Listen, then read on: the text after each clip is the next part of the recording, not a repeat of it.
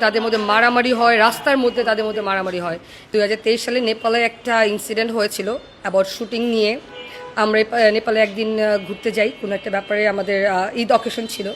আমার first time ইকরার সাথেই আমার ইন্টারন্যাশনাল ট্যুর হয়, আমি এই মেমোরি কখনোই ভুলবো না।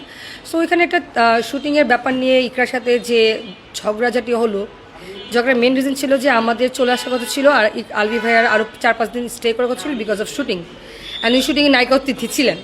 তো যেহেতু আমরা আপনি ধরেন যে রিপোর্টার, আপনি আপনার ওয়াইফ নিয়ে ঘুরতে গেছেন, ওইখানে আপনি হঠাৎ করে একটা নিউজের একটা ক্লু পেলেন, আপনার ওয়াইফকে আপনার ওখানে ইকরার আলভির কিন্তু সন্তানও ছিল, রিজিকে ছিল, আপনার ওয়াইফের বান্ধবী আপনার ওয়াইফকে বাচ্চাকে টেক কেয়ার করবে, আপনি শুটিং করবেন, আপনি তো সবথেকে বেশি রিল্যাক্স থাকার কথা।